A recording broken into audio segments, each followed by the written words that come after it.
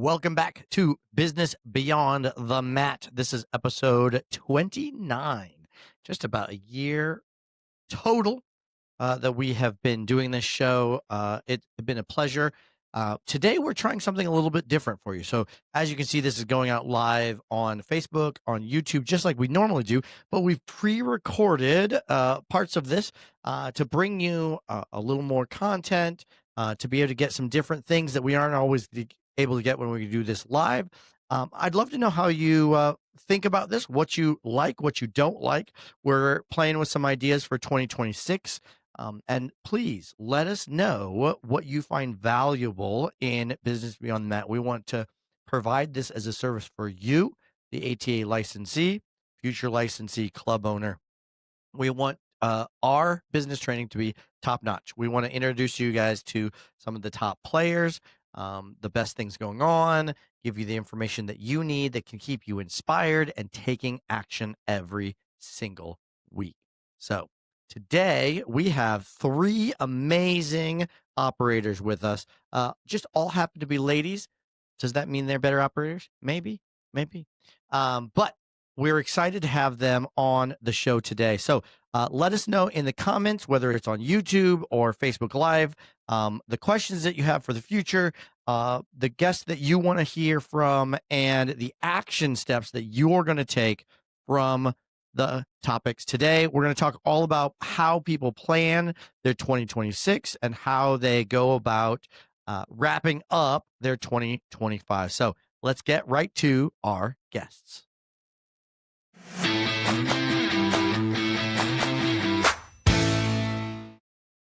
So, ATA Nation, we've got with us an awesome operator. For those licensees out there that don't know you, can you introduce yourself for us? My name is Macey Jaime, and I operate Evolution Martial Arts. We have 3 schools. Pretty awesome organization out there you guys have. And we wanted to get you on as you're, operating these 3 schools and kind of talk about end of the year. It's that time of year where we kind of naturally look at what we've done in the past and then, what we think about for the new year. So for you, do you guys have a set process that you use for the end of the year, or is it kind of evolve each year? What do you do to kind of wrap up a year? Wrapping up a year, I don't even know if it's a process at this point. It's the same thing every year. We try to end with like awards for our students at least, right? So Mm, last year we did a holiday party. This year a little bit more hectic. Like we have black belt testing and an in-school tournament in the next 2 weeks. So we decided to forego the holiday party. We're actually giving end of the year awards during our rank testings instead this time. So very that's one of our cool. big Okay. things for wrapping up, at least for the student side. Mhm. Yeah. Do you guys take for the holidays, do you guys take an extended break or just a couple of days off? What's your kind of process there? So as a family, we do. So my dad, so Grandmaster Jaime, my brother, Mr. Jaime, we take an extended holiday, but our staff keeps working because they would like to work. So they like working. So they're only taking, I think, Christmas Eve, Christmas Day, New Year's Eve, New Year's Day, but we're actually taking 2 weeks off as a family. Cool. Very nice. It's nice to have a staff that wants to be there, wants to keep working. That's awesome. Yep. I mean, they have their goals. So they're like, can we stay open? Yes, of course. Sure. Of course you can. I love it. Okay, so what about from the operational side? If you're looking, do you spend some time looking at how your how the student numbers, how the finances, how all your KPIs are, how they did for 2025 before you're setting goals for 26? We do, but we don't look at them this late in the year. We're kind of looking at them a little bit before the third quarter starts. For us, the most important one isn't really student number. It's more like ARM. I know we talked KPIs before, so Mhm. definitely the average revenue per member. So that's kind of our goal, and we take a look at like um, I guess, but going into the next year, what are some of our goals for um, looking at our competition team or who are we upgrading into different programs and stuff like that? Just mostly for retention purposes. So, and then we're also looking at their length of engagement as we're going into the next year. Okay, so let's talk about that going into the next year a little bit. I was just talking the last episode. We were talking to Chris Rodriguez about kind of planning the year. How are you guys? Let's look at event wise first. Structure of kind of just things that you're doing in the school. Do you guys structure the whole year? Do you go quarter by quarter? Do you do a little of both? What do you do planning wise? The entire year. So we did it back in probably like end of September-ish is kind of when we get like this massive calendar, and it's the one that I put on the wall, and I have one actually at the studio that all the parents kind of reference what was going on for the year. But the first thing we do is we lay out all of the testing dates. Hmm. Because we have some of the tournament dates for the end of the season as we get in all the way through May-ish, and then even worlds and stuff like that. But we lay out all of the testing to see how it lays out on the calendar, and then we also do in-school tournaments as a group. So we actually put those on too, and then we'd figure out which months. Um, Historically, we can tell which months are better for leads or trials, and we also add. So we add extra events or internal events for retention or for buddy days are on the other months to build up those months as well. Okay, so you've got it. You guys back in September or so spent the time, got the big calendar. You lay everything out. And did you say that's up at the school for even like students and parents to see? Yes, yeah, yeah. So Oh, we'll have like I, all the not everything, like all the testing dates are already up. Actually, most of that stuff, other than the marketing things, it's mhm. the public view has all of the testings. It has worlds, it has all the nationals and districts. It even has some outer region tournaments that are pretty big for our kids that do compete there.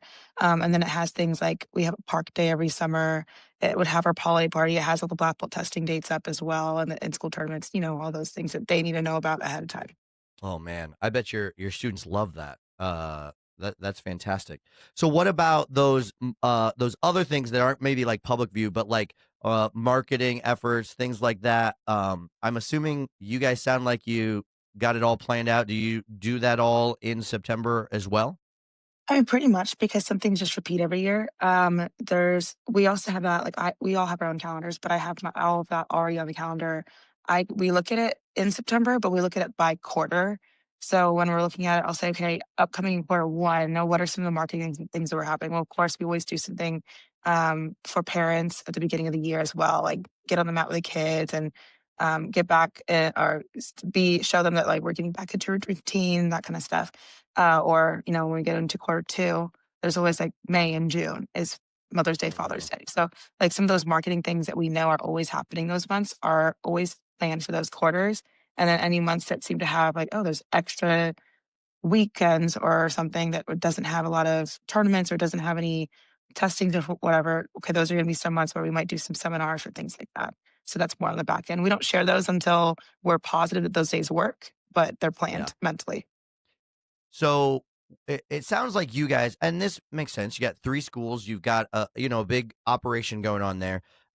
It's probably not a lot of extra things that are changing from year to year. It's probably a lot of put the same kind of things on, little tweaks here and there, but the broad overstrokes are basically the same. Is that how it works?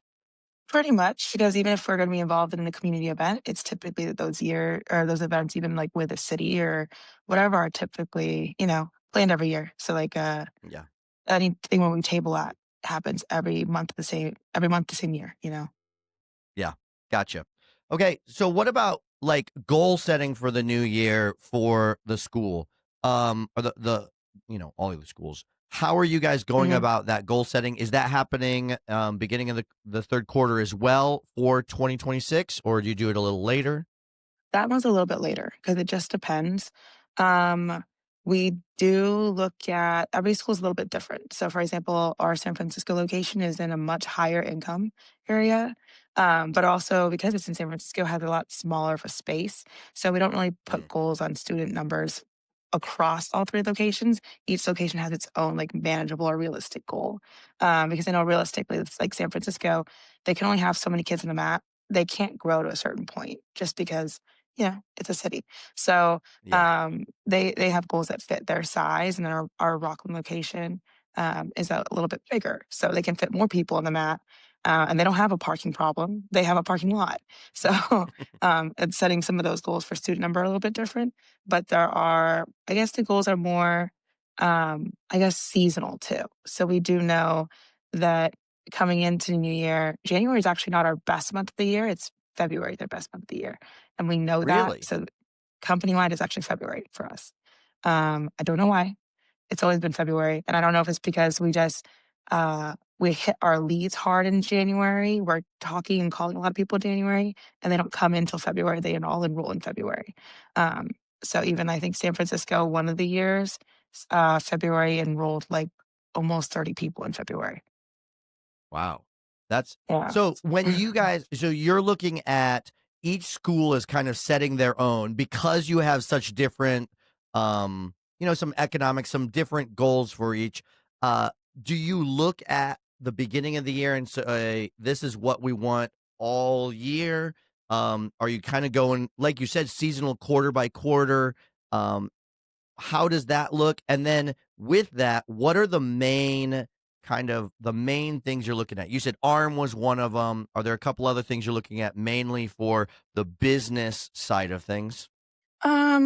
Yeah, so we kind of plan sometimes it's you can tell by month, sometimes it's seasonal. It just depends on what we're doing or where we're sitting in the year. So, but some of the goals just depends on, like you said, it's like the location. So, depending on what location might have a big event and we know like, okay, well that time of the year always had massive leads or has a lot of trials because we do this event or we have like this school event that always pulls in a bunch of trials. Sometimes we'll set those goals a little bit higher. And typically our goals are aiming at more just like getting trials in the door because we our staff like their job is to, do a good first tour, do a good first class, and that's gonna be a future student when they come in. So our biggest goal we're looking at is typically we're like, hey, we need to get this many trials every month. That's like probably the most important goal. Um, and for the months that we know we already have high months, we have to make that goal even higher. That we keep working it. So if we did like the same goal of like, oh, I need 15 trials, 30 trials a month, on those months where it's easy, where we do external events, that goal becomes, like, okay, you don't need to do very much work. So those months actually have higher goals for those reasons, if that makes sense. That makes sense. Yeah, Yeah. because otherwise you lose the motivation or they're just not pushed to achieve a goal. If it's like this is the standard all year, well, some months that's a hard standard and some months, oh, that's easy. So who cares?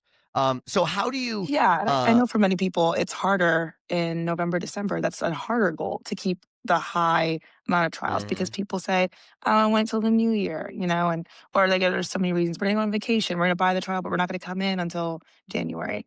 So being realistic with the goal numbers is also to keep morale up is important. Yeah, you don't want to have goals every time that what we've all learned the SMART goal acronym. You don't want to have goals that are so unrealistic that it's demotivating. You don't want to work. So how are you as you're planning those goals, how are you or I should say, are you guys planning them? Are you and your staff together planning them? And then when's the staff looking at those? Like how far in advance do I know like, hey, this is what I need for January. This is what I need for February. This is what I need for March. We're kind of looking at them more just because I think we can see the trends a little bit from Mhm. a higher level. You can see the pattern year to year. Um, we tell them those things though. We tell them like, hey, normally February is a great month because it does also give them the confidence like, oh, February is a good month. This is the month. And they get excited for those high months too. But they kind of know their goals. I would say even like we do staff training every week, but we talk about the next month probably halfway through the month before. This is a little different. We're already planning for January now. So like our staff training about January is already happening like this week. We're already talking about those goals for next week or next month. It's a little different at the end of the year because it's so hectic. We talk holiday Mhm. sale. We can talk things like that. We can talk about like we do courtesy calls so toward the end of the year, making sure we're helping people schedule makeup classes so they don't fall behind when they want to do those vacations and things like that to keep on track. So that's like our primary focus for a lot of November, December. But kind of like right now is when we're planning the goals for January and we're talking about those together. Cool. Awesome. So you guys are kind of leading the goal setting because you have those stats, those things from the past. And then as you do your staff training each week, you're working on, looking at where your goals are currently towards the next year or next month then as well. Or is there anything that you do around this time of year, or maybe as you guys are is there some reviewing that you do? Is there some um, you know, uh thinking back or planning? Some people do a word for the year, they do all kinds of things. Is there anything that you do the end of the year that is different than kind of that goal process that you do throughout the year? Um, I And it guess doesn't not have really. to be. I mean, Yeah. We some almost people. recap every Yeah. time we do an event. So, like, anytime we do any event, like, we have an overnight camp for all 3 of our schools. Like, if that's a big event for us in May. So, I mean, every time we do an event like that, we always plan, like, "Okay, we're gonna sit down and talk about how that went, and what are some things we changed from the year before, or what are we gonna do the next year that's gonna be a little bit different?"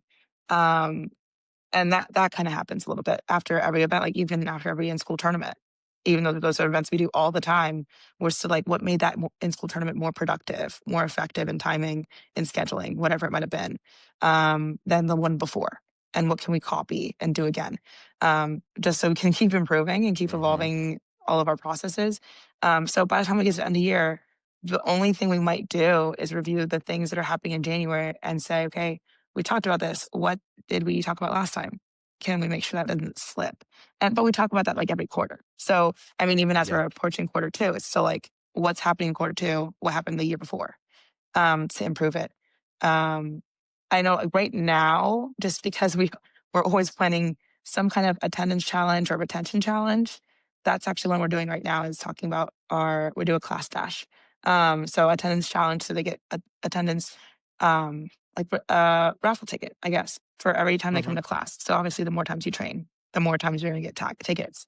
So we were just talking about that a couple weeks ago and talking about like what did we do? How did that work last time? Was that very smooth? Was that communicated well or marketed well? Was the prize exciting enough? Um, or maybe not. Maybe we didn't look into a good prize last year, but Yeah. that happens every quarter anyway. Well, it sounds like you guys have a really great setup for a lot of people, the end of the year is this natural break, but too often what that turns into is the same thing that people do with New Year's resolutions. It's a start point, but then if they fail, they feel like isn't another start point until January, the new year. And you guys have just this natural flow that you have throughout the year that just keeps on going whether it's New Year or not New Year, it doesn't matter. The flow just keeps going, which sounds like, a really nice way to go about it. Um, what actually I had a random question as what in regards to your events and thinking afterwards about how it went. Do you guys do that in a different venue, a different way than your regular staff meeting, or is it just your regular staff training the next time after the event, you spend some of that time doing that recap? Typically, next time we do a staff training after that, or even like if we don't have a staff training right Okay. away, it's even like if we do an in-school tournament on a Saturday, even on Monday, we're still asking people like, how did that go? How do you think that went? How did it feel? Um, and our staff's, like at the event the whole day. So like they're either if it's an in-school tournament, they Mhm. were judging. If it was a seminar of some sort, they were probably teaching along with us, or they were teaching it. And so we try to ask them fresh and talk about it that way. Or even we'll drop a message in Slack like Sunday night. We don't expect any answer. They know that they don't need to answer us. But we're like, hey, I want you guys to think of how that went yesterday and tell us how we can improve that. Um, as we go into the next week, so they can think about it before the next time we see them. And that's kind of how we do some of those. I know after our overnight camp, we kind of do it like I think we give them a week. We're like, let's think about it. It was 4 days long. There's 4 days to think about. You need at least 4 days to think about all of that, and we'll ask them the week after. And rest. Yeah.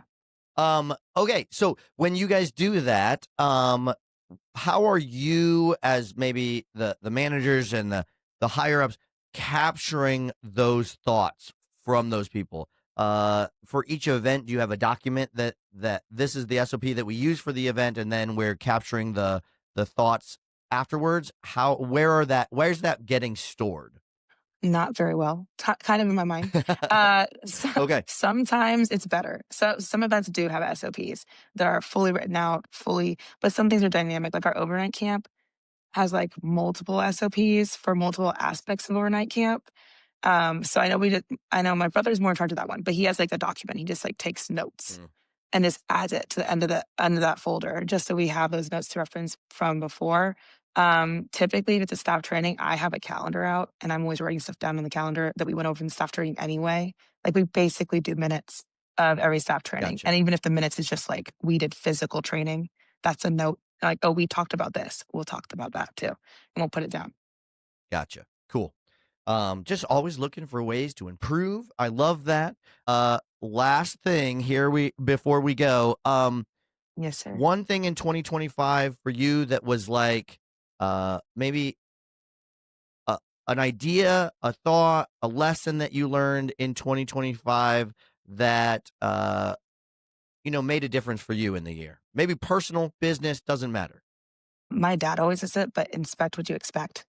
So if you want something to happen, if you want to see something occur, you need to look into it and do your due diligence to make sure that everything's moving and it's on you. So that was a big thing, and that was actually he had that on a shirt for Grandmastership this year, and that's actually one of our core values as a company. And so that's probably been the one that's been the biggest this year. Is like you've got to take some ownership of what your expectations are, or what you would like to get done. So that's a huge one. Love it. Awesome. Well, hey, ma'am, thank you so much for your time. Hope you have a great holiday season, and we'll see you at an event soon. Yes, sir. Okay, we've got another awesome guest with us talking end of year, new year goals, all those kind of things. For those licensees that might not know you, can you introduce yourself, ma'am? Absolutely. My name is Ann Coglianese. I'm a fifth degree black belt from Highland, Indiana. Very cool. And you know what? We're trying something new here on Business Beyond the Mat, and just inviting some different guests on and kind of pre-record it, so we can get all the juice beforehand. What we want to talk about is kind of how you go about the end of your year, new year planning, reviewing, all that kind of stuff. I know everybody does it different. What are you doing for the end of the year, kind of wrapping up the business? What are you thinking about end of year? When do you do it? Some people are already done with their end of year wrap up and everything. So give us a little overview about the end of year. Yeah, absolutely. We always have our October planning session. And that's kind of when we review how the year has gone to see what we want to recreate, what we want to revamp. So October, November is when we're looking at that. By the time December comes around, we kind of already know what we're doing. I have a lot of systems in place. So for me as the CEO, it's my responsibility to make sure that those systems are one, working for my instructors, two, being of service to our customers or our students. And then what do I need to do to upgrade or just change up? So this year it was, um, I don't think it's unique to our industry, but it was something that hit home. We had a big drop in our black belt participation. Hmm. So I just simply asked the question, why? So that's definitely one, just revamping, like just checking over on my systems. Cool. Okay, so let's look at that again real quick in kind of two phases. The um like KPIs, and then also looking at like events, things like that. So if you're looking at the past year, looking to plan the new year, do you look at those two kind of separately? I mean, obviously they tie into each other, but your KPIs of like, hey, here's how we did financially, how our numbers are looking, and then here are the events and the marketing things and whatnot that we did. Um, do you have a process for reviewing those? Do you review them as you go? How's that look? Yeah. So in regards to our special events, most of my special events are actually free to the public. Cool. I get my turnaround by referrals, and getting people to sign up once they get into the door. So just to kind of break it down a little bit, we always go over our non-negotiables. First and foremost, tournaments. We're a big tournament heavy school, so how did that do? Like, what does our tournament team look like? Which is Team Savage? What does our legacy team look like? So, and what type of return on our investment did we get from there? Seminar special guests. To be honest with you, it's all about the fun for me. So if you're a special guest at Region ATA, we're here for the good time. We will charge for those seminars. It was such a great bonding time for our two groups to come together, for him to spend time with me and Nathaniel and the team. So he's already in the books for next year. So I think that one's going to be more family. So he'll drive. But yeah, busy people. Got to fly him in. So when you are looking at those events, is that something that you do too? Like, this was a good event, boom, it's on the calendar for next year. Yes. Planning right away. Yeah, so I close all of my events with the preparation for the next year. So if it was a complete bust, trying to think of one off the top of my head. Okay, I'll give it.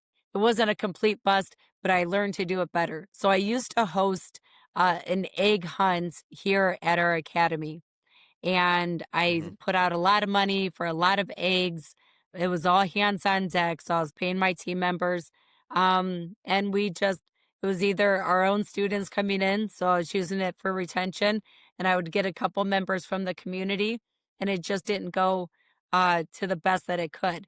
So when I wrapped up, I think now 2023, I said, we got to do it better. So I canceled mine and just started partnering with the Highland Griffith Chamber of Commerce.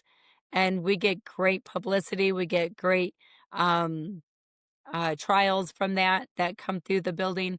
So we get a lot more exposure that way. So it just works out better. So whenever I'm ending an event, I'm always planning. So I think I sent out Master Haynes' gift, said, hey, your gift is on the way. What does your calendar look like for next year? Cool. Okay. And thank What goodness he about said yes. Cape? Oh, good. Yeah. What about the KPIs? Yeah. If you're looking, kind of reviewing the previous year. Yeah. So again, it's all kind of system based. So where can we do better? What training, what expectations can I provide? So we're doing really good. Like, things just happen, and we'll just take a hit somewhere. But the only thing I can say is I was looking at my projections, my future pacing, and I needed to do better as far as retention Mm. and making sure that was there. So I dumped a lot of attention into our legacy program, and increased that by 27 members. Nice. Okay. So if you're looking a situation like that where you've looked at your KPIs, you kind of see something that's coming up. How are you looking? Do you have a? I was just talking. Our previous guest on here was Macey Jaime, and she was talking about they're kind of in this constant rolling. The end of the year isn't really a thing. It's just like we're just keep rolling. We've already planned it. Yeah. Is that how you are, or are you using the end of the year as a time to kind of look and go, okay, what are my goals for 2026? Um, what things do I need to make an adjustment on as you review, or is it kind of just always a rolling calendar quarterly thing? Yeah. So we actually have um had it right here, 2026 to 2030 calendar. Ooh. Um yeah, it's no joke. Because I want to know what I did last year, Hmm. and I want to know what notes I took. So it is just the next year, and where does it get placed? So like my parents' nights out, my teen takeovers, that's usually the second week of every month because tournaments take priority. So right away, what does the tournament schedule look like? What's our regionals? What is the special guest, community events, parents' nights out? After that, we're starting to look to fill it. If I have a empty Saturday, I've done something wrong. So now I'm pushing my directors and admin to go out and get those birthday parties signed up. So I don't really have an end of the year cap. Like I look to make sure, the revenue was there, right? Because that's how we're going to be giving out our raises and bonuses for next year. But as far as everything else, I have a pretty good system moving forward. So like the Easter egg hunt, golf outings, pictures with Santa, the different teen takeovers, and of course, like I've got multiple systems running. So with our after school summer camp's coming up, and Coach Monica will start working on the field trips. So ours is just continuous. We know we have the system in place. Just where are we going to put it? Okay. What about kind of reviewing? Like you said, you noticed the retention thing and wanted to put Yeah. some effort on that. Is that kind of quarterly looking at those KPIs and noticing if there's any issues? Does that end up on a yearly scale? How's that? When did you notice that and take action on that issue? Yeah. So in the state of Indiana, our graduation requirements changed. And now it is required for you to have a sport which is sanctioned by your school system in order to graduate. So we saw that really hit, I think, about 2 years ago when we had 6 to 7 of our black belts, high ranks, have to choose school sports over martial arts. So when that hit, that was out of my control. Mm. But again, I took action. To stop that from happening, we provide such great service and support, and we are a relational community. Like we are a close knit group. So if something happens, just let me know. I've got your back. Um, Things that we put in place is we do courtesy calls. Like give a what little Johnny's doing great. His kicks and stances are wonderful. I really appreciate that you, as mom or dad, have committed to coming in twice a week. Thank you so much for that, because that preparation is going to equal his success. What can we do 1% better? So I learned from 3 years ago that we have to improve our relationship. Because even if a child does, take a pause from martial arts, they'll still call me. They Yeah. still stop in. The holidays are coming up. I still get text messages. Hey ma'am, look, I graduated. So the relationship's never ended. They've just chose to move on. And that's part of life. But I learned that that was really important to make sure that I check in on our relationship and our expectations.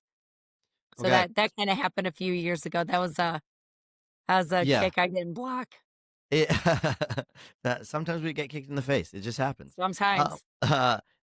uh, especially if you have an event with Master Haynes, then it happens more often. Oh, Um, Coach Nathan got kicked. It was I'm legit. I'm sure he did.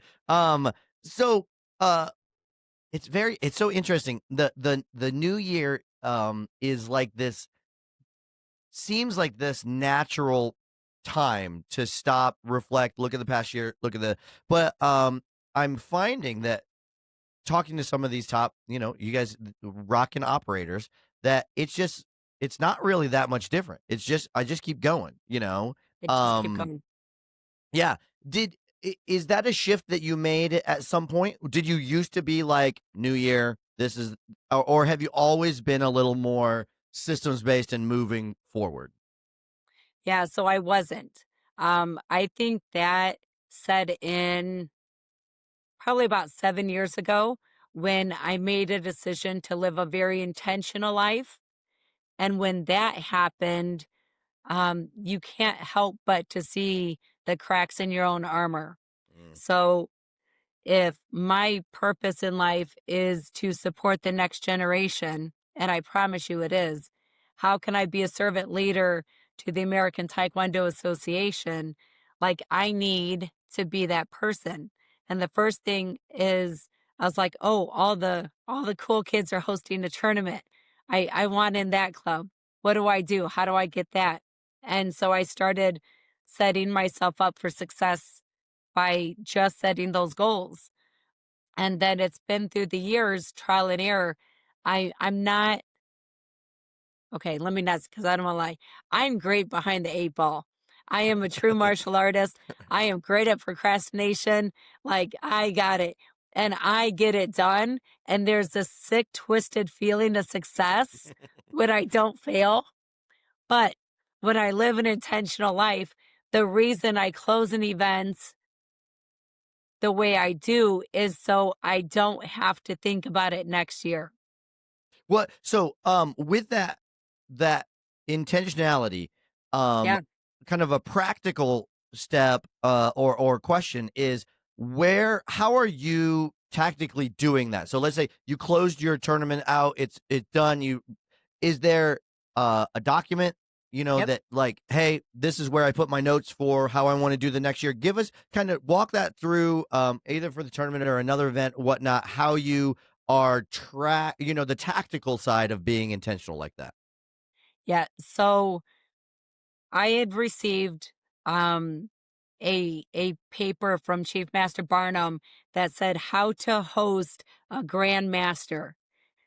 So I took that document and I run with it. So as long as all of my containers check in, has all the pens, the markers, the name tags, the bands, that's closed and it's sealed up for the next year. So I learned that system by attending, tournaments. Like, you've hosted tournaments, I've gone to yours, and whatever's working for yours, I'm like, oh, Mr. Hayden, that's great.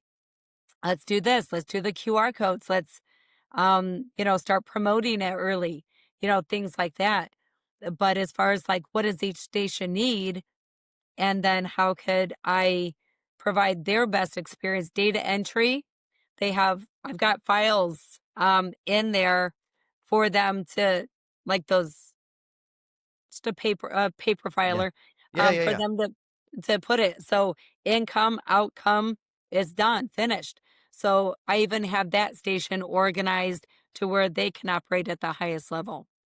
So So are again, you systems. with each of those, let's say, so I could go onto your computer, go to your Google Docs, and there's a doc for each one. Is that how it kind of happens? Yeah. Cool. Yeah. So, and then everybody is assigned a different area. So Stephanie Turner, one of our rock star mamas, she is the head of the pro shop. She gets her list. Nathan gets his list. He knows exactly what the tournament site's supposed to look like. And then I'm in charge of Grandmaster Sestair, or I'm in charge of Grandmaster Caruso, or like whoever. I'm in Hmm. charge of Master Hayden and his So family, right? so when So everybody's assigned. so now let's say it's the end, you finished up. Do you recap, what can I do better? Do you go right to that document that you had before and change it there? Do you put notes at the bottom? How do I capture that? Because so many people, like, afterwards go, hey, this is what we should do next year. And then, like, they thought it, and then obviously it's gone in, 30 seconds. So how are you capturing that with your systems? If I pulled up the document right now, it'll show special notes in each of those areas. So pro shop, 4 cases of cups. 4 schools rolled up and none of their kids had their cups.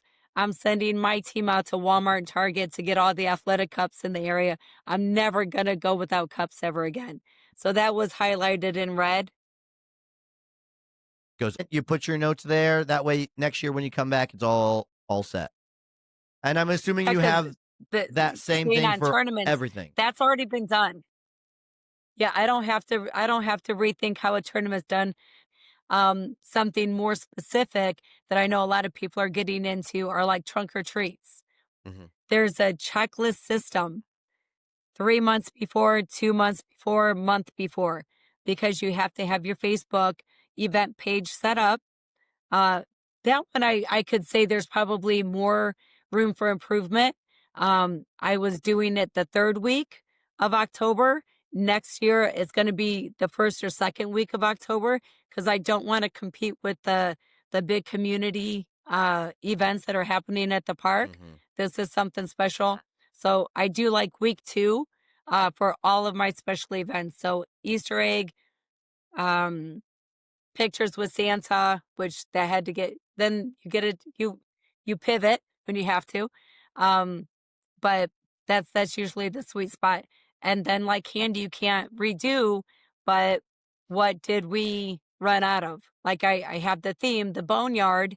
Um, did I get all my bones back? Do I have the tablecloths? Do I have the extension cords in the container? So all that stuff's packed. And now I just create the events on Facebook, start promoting it, find my sponsors, things like that. Okay, as we get ready to wrap up here, have you always been so you said this Yeah. intentionality, have you always been a person who is organized like that and is able to do systems and documents and stuff like that? That's always been kind of something that you excel at? No, No. So now the you've had hot to mess mama. make yourself do it, work on it, get okay. Good. Okay. Because That's I important. wanted I to just live want an intentional life. Yeah, okay, I don't want excellent. somebody to look at my success and say it was an accident. I have receipts. I know how to get here, but I had to learn how to get here because Nathan and Carly are looking at me and they didn't know how I would achieve what I achieved. They thought it was Mhm. like miraculous. And then behind the scenes, like my feet are just swimming as fast as they didn't see that part of it.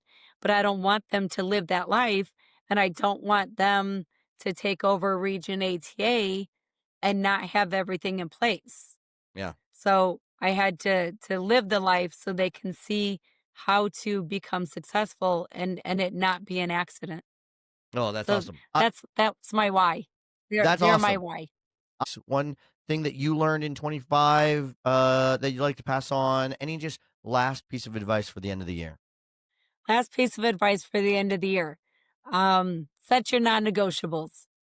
My non-negotiables are very strong, um, absolute pillars.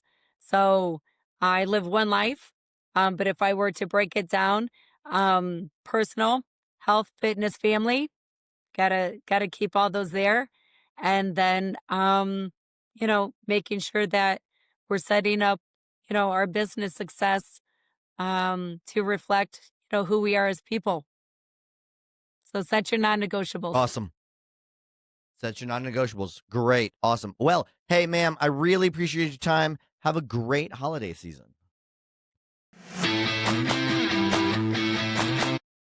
Hey, ATA Nation, we've got another awesome guest with us. Miss Brooke Bairos, how are you today, ma'am? I am great, sir. How are you doing? I am fantastic.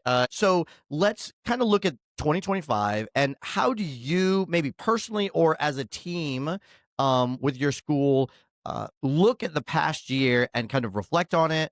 Is there a specific system you use to wrap everything up with a nice bow or, look at how your goals went? What's kind of that look like for you? So actually recently we just did a project. I have a giant whiteboard in our meeting space at my school. So we have a unique school situation. We've got like 1,000 square foot apartment upstairs that we've turned into offices. Perfect. But I did something with my team where we had these columns written out on the whiteboard, and I gave everybody like a stack of sticky notes. And I wanted them to write down things that they felt like really worked well this year, things that were like, didn't work as great, and then some things that we would like to try out for next year. I think it's a good reflection because I acquired a school at the beginning of this year, so it's my second location. And as many people had told me, your second location is going to be the hardest one because I've grown up in the school. My parents opened it 25 years ago. I've grown up with them, but I didn't start the school from the ground up. I was in there teaching, but going from one to two schools, and I'm a mom of three. My husband works in law enforcement, so it's separated.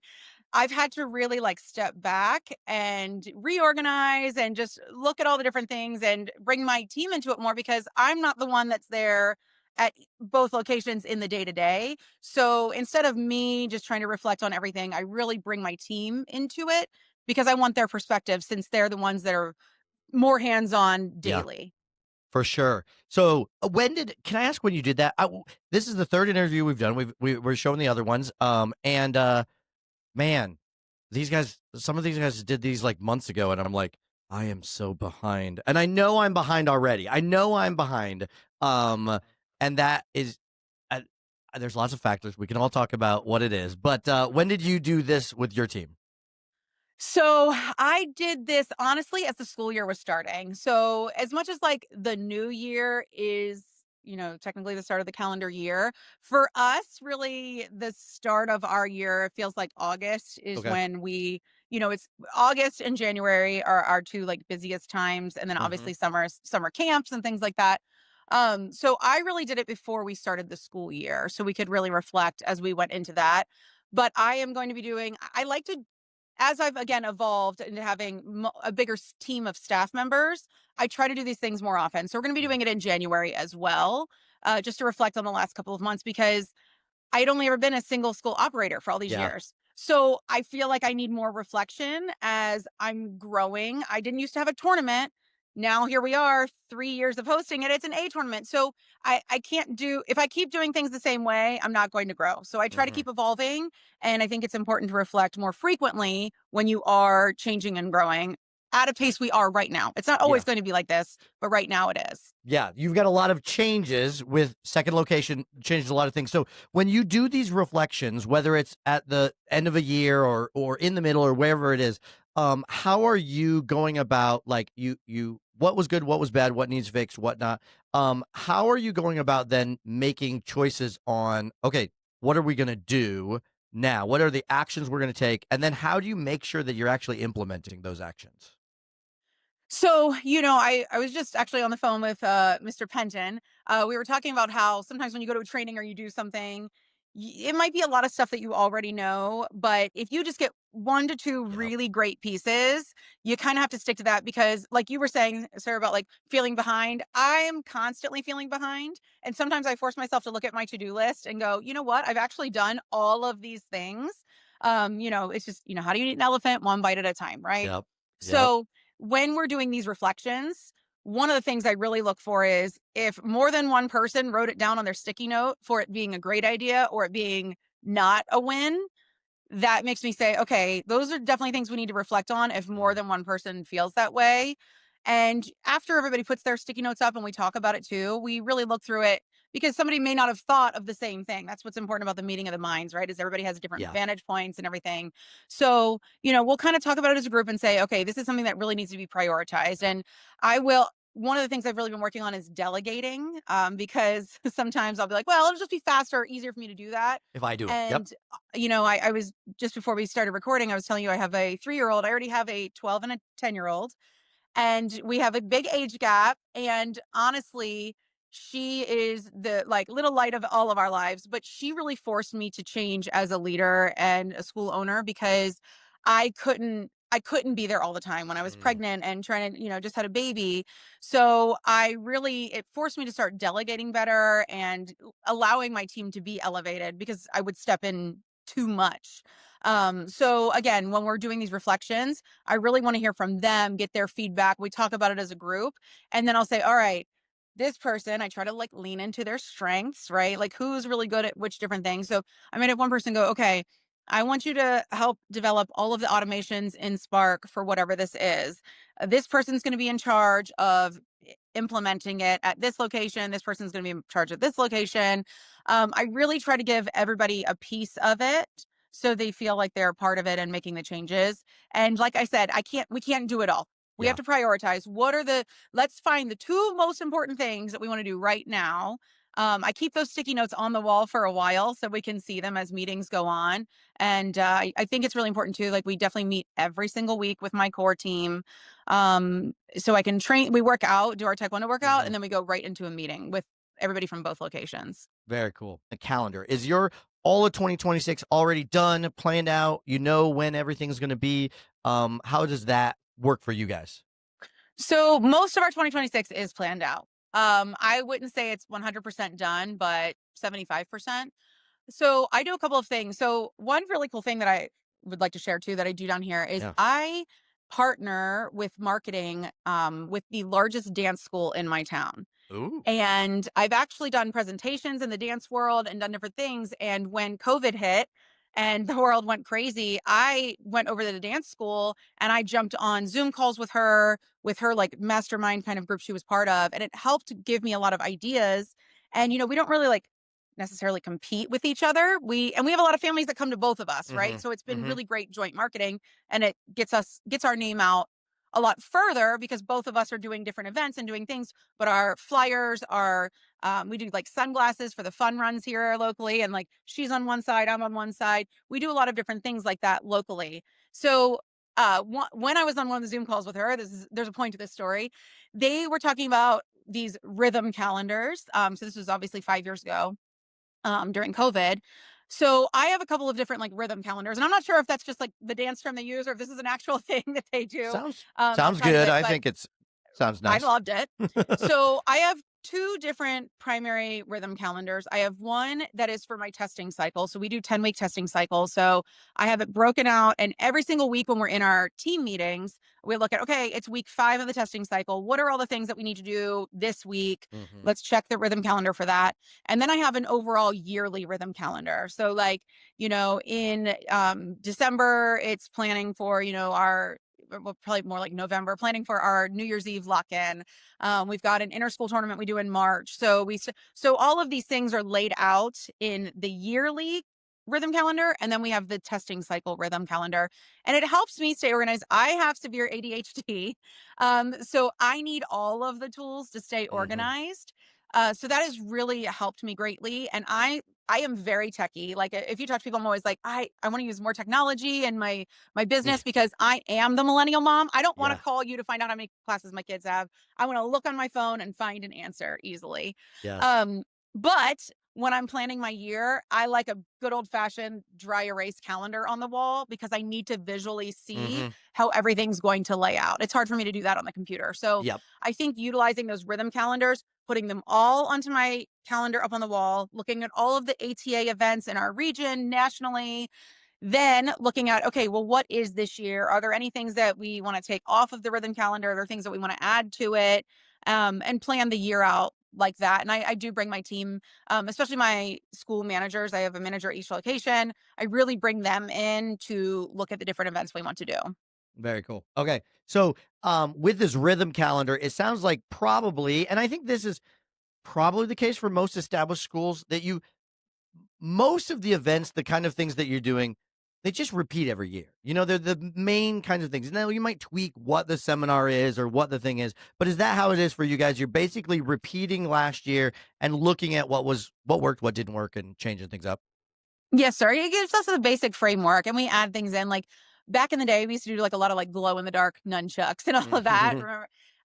And we hadn't done it in a while. And one of my team members was like, "Hey, I'd like to try this again." And we just started doing it. It's going nuts in the school. Yep. We've already had two in the last 3 or 4 months, and we got another one in January. And it's so just sometimes we always think we've got to like reinvent the wheel. And I keep telling my team, I'm like, listen, this is why we keep like databases of things we've done. Sometimes we've evolved and moved on from it, but it doesn't hurt to look back at some of these things because glow in the dark's always going to be popular with kids. Yeah. They're still going to love it no matter what. But yes, what you were saying is true. It gives us the framework, and then we kind of like modify and adjust as we do, Yep. to see what we want to add. That's cool. Yes, sir. I've been having that conversation with my team a lot lately too, of like reminders that like we think everybody knows this because we've been doing it for so long, but Yes. not everybody knows this. And we've got to make sure our communications are, up to date. So, Yes. one of my big goals this next year is I've been really working on my standard operating procedures the last couple of years, especially because when you go from 1 to 2, in one, you kind of like people kind of assume like, oh, we all know everything. And yes, we've Yep. got some SOPs, but when you can't be at both locations, you start to see where you need to have more of these processes in place. So this year, the first time around when I was really focusing on them, I was too detail oriented about like every little step. And oh, in the software, you got to click this, you got to do that. And I'm like, here we are a year later, and that software has already changed where all those buttons are. Yeah. So I've learned to, every moment is a learning opportunity. Like even as I'm going through this build process with the building, there's a lot of things that I'm like, if I do this again, there's so much that I've learned that I would now be more informed and better prepared going into a repeat of this. So, I kind of Okay. apply that to all the things. Yeah. So, as we wrap up here, that makes me think of where are you, as a fellow ADD, ADHD, like um, are you capturing those learnings somewhere? How are you capturing that, like tactically, um, Post-it notes and just throw them some. And you're a techie person. What are you doing to hold on to that information? Or are you So doing something that you're not liking right now? Right. So again, I could always be better. I'm going to tell you, don't ever look at my notes section in my phone because there's about 1,500 notes in there. I'm constantly making notes in there, especially again, just like our tournament, right? When the tournament day is happening, things are going great, but there's things going wrong left and right. I have an open note that I am like taking notes all day. I know I just mentioned earlier, we read the culture code book. Mhm. There was this whole chapter about the Navy SEALs and how they do this after action report. Yeah. And it was one of the things that my entire team said really resonated with them. And they were saying that when, as soon as we finish an event is when everything is freshest in our minds. So sometimes we're like, oh, we just got done with testing. We're tired. We want to go home. But I'm telling the team, like, listen, I want to get you home. I know I'm tired too after a week of testing. Make sure you're making as many notes as possible on the bottom of your testing sheet. I've actually completely revamped our testing sheet to have more areas for notes written in there. We have a follow-up meeting every time we have testing now. We have an after action meeting where we get together and we focus just on the positives of testing first, and then we talk about all of the areas that we could improve. So I don't have, so for testing we do it like that. As I Mhm. mentioned with the tournament, I have that, and I got to give a shout out to Master Bentley and really Mrs. Anna Lee Bentley. Yeah, When I she's started the doing my brains. tournament, they gave me so much helpful information and organizational documents. So what I do is, as soon as my tournament ends, I'll be honest, like I don't know if you host a tournament, sir, but it's exhausting. You're a It is. zombie. And this year we hosted a 3-day event. Oh, So yeah. when I got done, and our tournament was so big this year that I knew, I was like, I have to hit the ground running because we need a new venue for next year. Like we're Mm. not going to fit. So that very first Monday after we got back from the tournament, I opened up that organizational document that the Bentleys had sent over to me. I've obviously modified it for our tournament, but I immediately put all of my notes in there. And that's the biggest thing I found, is that I have to take a lot of notes and I have to put it somewhere that I'm going to look immediately. If I just write it down on a piece of paper, it's going to be lost. So like Yeah. I have a full Mac ecosystem, but it works for me to keep everything in different places. And honestly, Google Drive has been a big thing.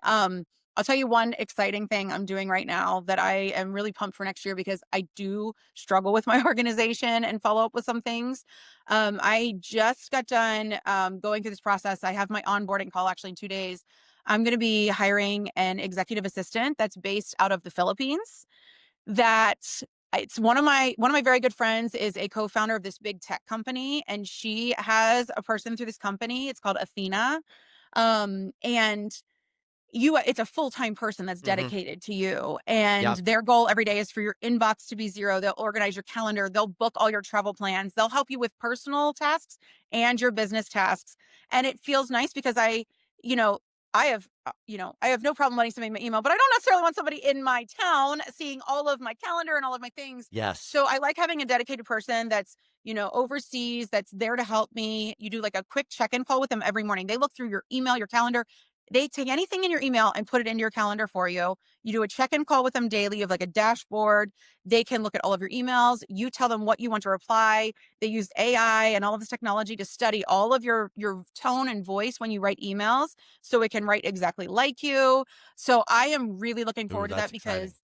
because I'm so pumped. I was Yeah. talking to Mrs. Karina Isaacs about it, because she's like, I want to see how this goes for you, Yeah. because it's really interesting, because I think it's going to help alleviate a lot of my pain points. It's just going to do so many things to help alleviate Mhm. these small tasks that are important that I need to do, but they take too much of my time up. So I can really spend my time on these CEO level tasks that I need Yeah. to do.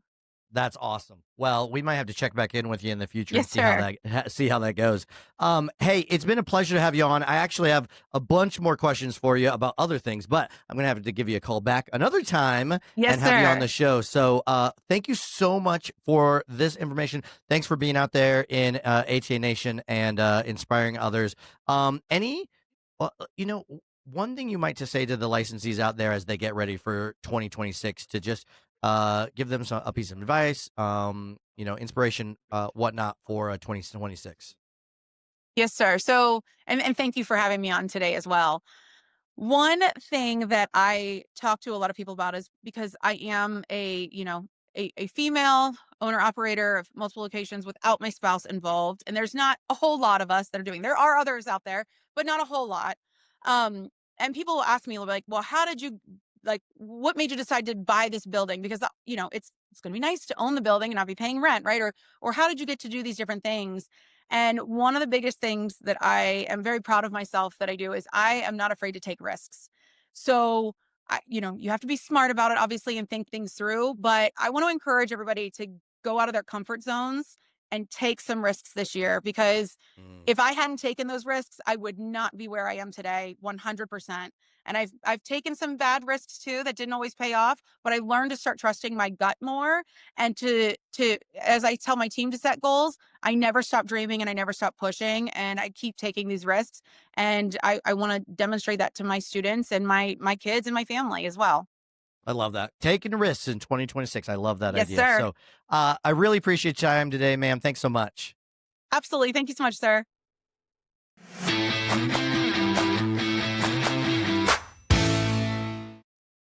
I hope this information has been helpful for you. I know